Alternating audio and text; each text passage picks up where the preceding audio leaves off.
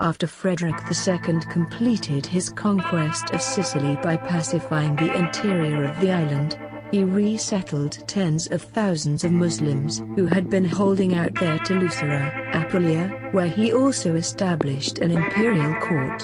Frederick employed women guarded by eunuchs to make textiles and weapons. His enemies spread rumors that they were his harem. He also established a musical corps of young black men and selected an elite force of Saracen warriors to serve as his bodyguards. Through education and training, Frederick provided varied opportunities for talented individuals to advance in his service, regardless of religion or social origins. As the account below tells us, one of these individuals, named Johannes and called the Moor, rose from the lowest ranks of society. He was born a slave but was trained in Frederick's service and rose to become his personal chamberlain. Frederick eventually appointed him his chief administrator in Lucera, and in this position Johannes became very influential throughout southern Italy, taking on the role of chancellor after Frederick's death. Johannes met an unhappy end, though. As the representative of the Hohenzollerns, he had long been embroiled in conflicts with the Pope, but in 1254 he fatefully decided to switch sides and was murdered by disaffected Muslims loyal to the dynasty.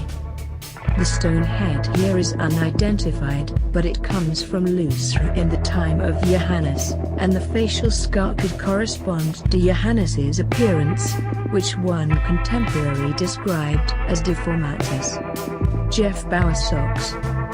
However, the aforementioned Johannes Morus was a certain black slave from the house of the emperor, who, as he seemed hard-working from childhood and diligently carried out his orders, grew to great rank in the court of the emperor, that the emperor himself made Johannes Morus the custodian of his treasury, a part of the inner circle of his court, and placed him in charge of his own men, even though he looked deformed and was the son of a servant girl. After all, the emperor did not value each man's origin more than his virtues and habits, for the nobility that is derived from good conduct seemed more illustrious to him than that which is derived from blood. After the emperor had died, Prince Manfredo occupied himself with the tutelage of his brother. In this capacity, he appointed Johannes Morus, who was unwilling, as the master and governor of the imperial treasury.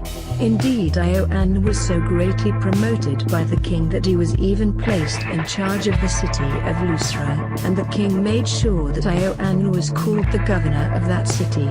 Indeed, in Lucera, even while the king was alive, Johannes had greater power than the king himself, who did not do as much for the Saracens of that city as Johannes did, who remained as the governor, and almost the master, of Lucera. After the aforementioned event of Bili's death, the prince, while he was at Lucera, sent his messengers to Johannes, to whom he had been in the habit of entrusting the growth of the imperial treasury, and told him about Bili's death so as to ask for his help in that time of difficulty. Johannes praised the prince's prudence in the aforementioned event, and, with profound feeling, promised to help him. Nevertheless, as soon became clear, Johannes had a different plan in his heart than that which he expressed in words. Indeed, the amount of trouble that the prince suffered by leaving Lucera and the extent to which Johannes Morus let him down must be made clear. The prince left Lucera before midnight, upon the exhortation of his relative, the Count of Lucera, and proceeded to a castle called Maiagliano. Meanwhile, Johannes Morus, who, as previously stated, had promised that he would proffer both help and advice to the prince, set up one of his followers by the name of Marchisio to govern the city of Lucera in his place. He then procured for himself 1,000 armed Saracens, both cavalry and infantry, and 300 Teutonic knights located opposite to Lucera in the imperial residences found there. These knights had been placed in the city of Troy after the death of the emperor, and had been expelled from the city by its inhabitants after the death of the king. They were received under oath by Marchisio, and given strict orders to allow nobody, even the prince himself or any other person belonging to the city, to enter Lucera. Then Ioann set off to the Pope, telling the prince that he was leaving to conduct useful business for the prince with the Pope, but in fact intending to place both himself and the city of Lucera in the power of the Pope, thereby creating as much difficulty for the prince as possible.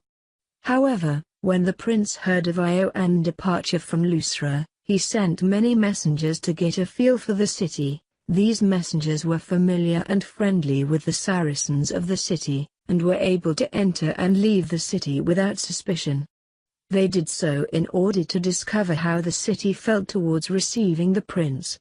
Through his messengers, the prince discovered that the people of the city were rather well disposed towards him, and that they wondered why he had not arrived at the city directly, since they were all ready to give themselves and their possessions for the defense and honor of the prince. In the aforementioned royal palace at Lucera were found the treasuries of the Emperor Frederick, King Conrad, Marquis Odun, and Ioann Morus. Gold, silver, clothing, precious stones, and a great number of weapons were discovered in these treasuries. The prince therefore began to distribute these treasures and goods, which had been found in the treasuries, among the soldiers. In doing so, he gave salaries both to those who had come with him from Capua, and to those who had come from all other regions.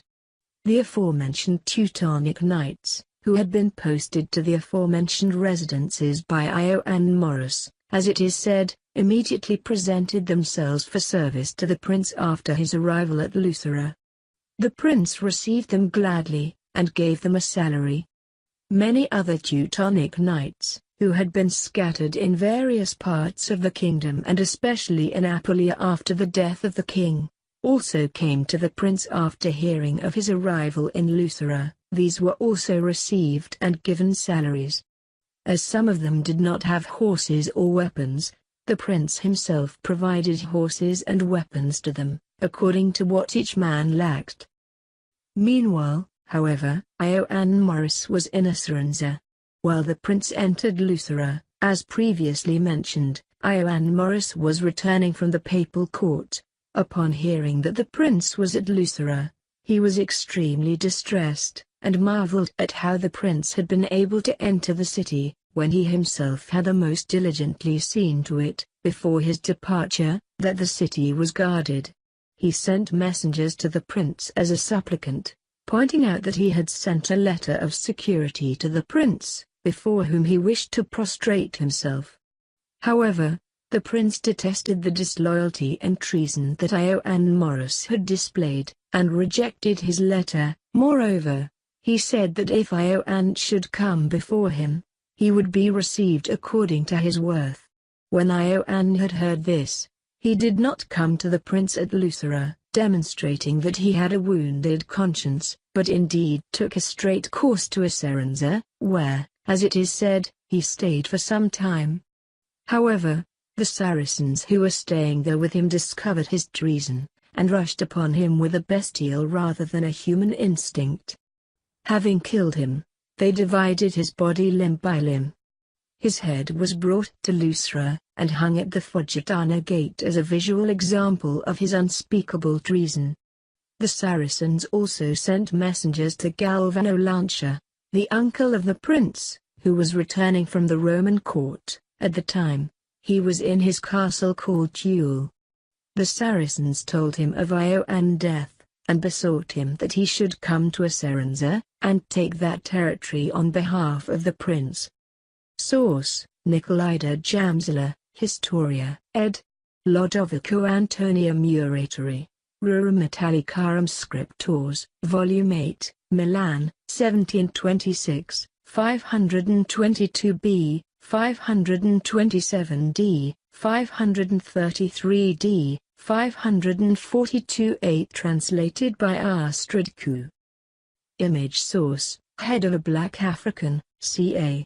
1240s, Museo Civico di Lucera Giuseppe Forelli.